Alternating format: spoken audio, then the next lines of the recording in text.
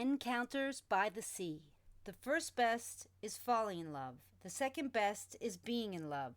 Least best is falling out of love. But any of it is better than never having been in love. Maya Angelou.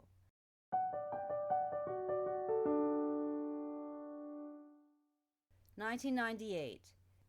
A few months later, Pierre made a trip to France to end his relationship with Melanie's mother. When he got back, we decided that we would continue to take it slow and get to know each other before jumping into a relationship. The island offered a romantic backdrop for months of courtship. When the sea was calm, we strolled along the deserted south shore.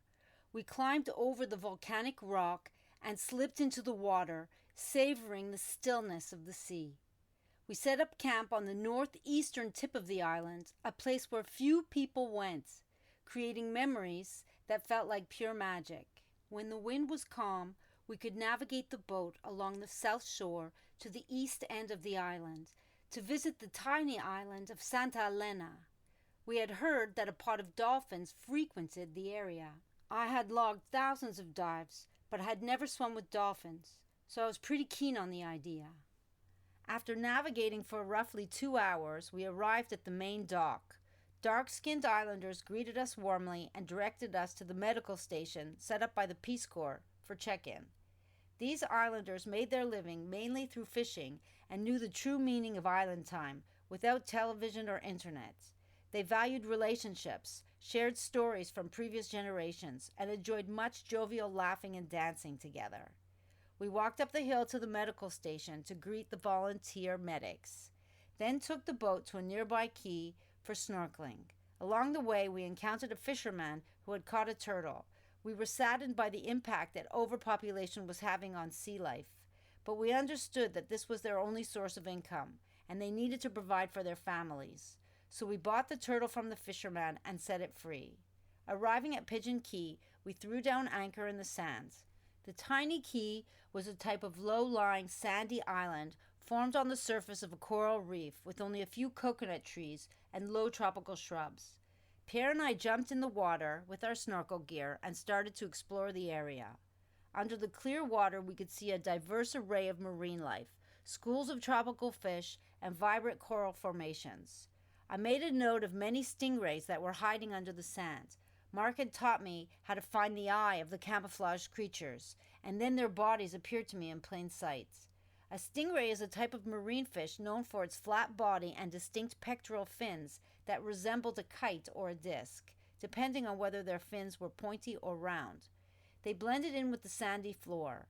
Stingrays are closely related to sharks and are considered dangerous marine animals. They have poison in the spine of their tails, which they use for defense and can cause painful wounds if a person is stung.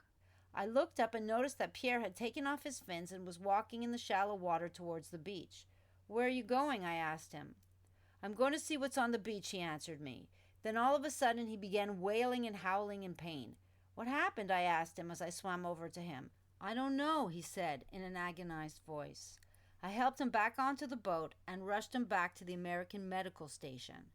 As we pulled up to the dock, the local fishermen got agitated, circling around us excitedly. "Pour kerosene on it, then burn it with a cigarette," they advised.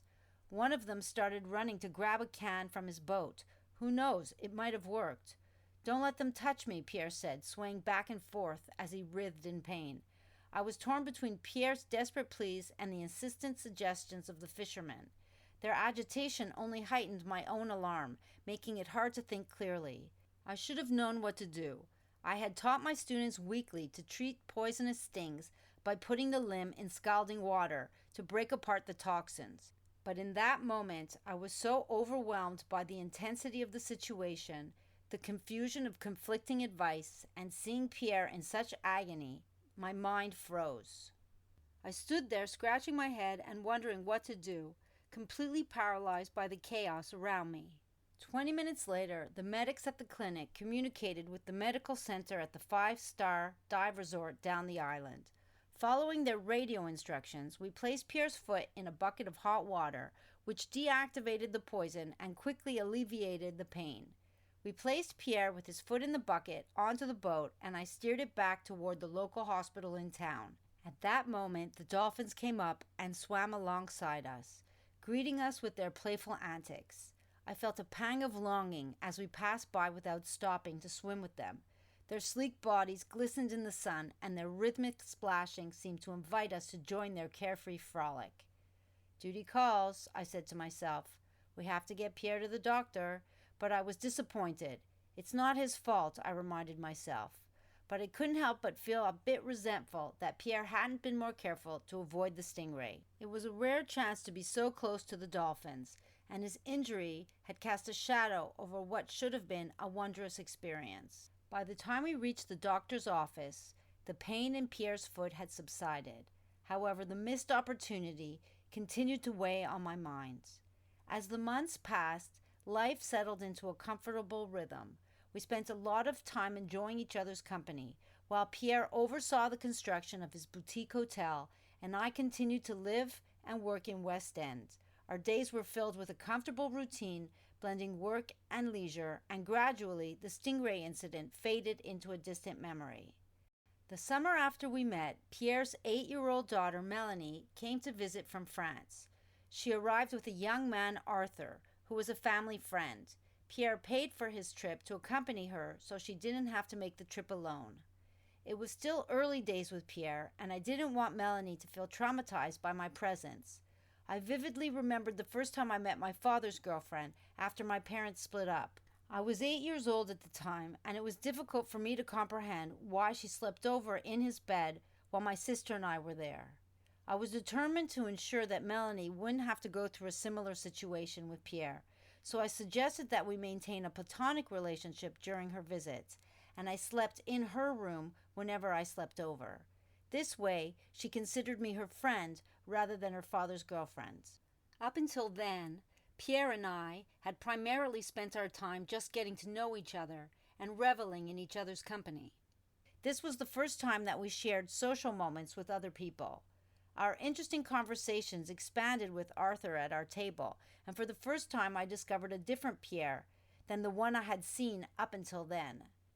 That evening, we gathered in the dining room, where the comforting aroma of home-cooked food enveloped us as we settled around the table for dinner. Toward the end of the meal, the conversation took on a livelier tone, and I felt a spark of enthusiasm for what I thought would be an engaging exchange of ideas. As usual, I shared my perspective, drawing from my experiences living in foreign countries around the globe. Based on what I've seen, I began, there's a different perspective to consider here. It's not just about what's reported in the news. But Pierre interjected sharply, his tone cutting through the air like a knife. "Hang on," he said. "You're basing your opinions on personal experiences. But that's not enough. You need to be informed about current events and understand the broader context." The young man nodded in agreement, not noticing my surprise at Pierre's sudden change in demeanor. "What's this?" I wondered. "Why is he speaking to me in such a condescending tone?" Until then, he had been receptive to my insights, considering my extensive travels. However, his dismissive tone this time suggested otherwise. "But my experiences offer another perspective that's just as valuable," I protested. "It's not just about what's in the news. It's about understanding different cultures and viewpoints." Pierre brushed off my comments and in an aggressive tone said, "Sure, traveling broadens your horizons, but it doesn't replace the need for staying informed. You're missing crucial details because you don't keep up on the daily news." His words caught me off guard, leaving me feeling slighted and invalidated. I had always appreciated Pierre's intellect and respected his dedication to staying informed, but his abrupt dismissal of my insights felt like a betrayal of the mutual respect we had been cultivating. As the conversation continued, I found it harder to engage with them.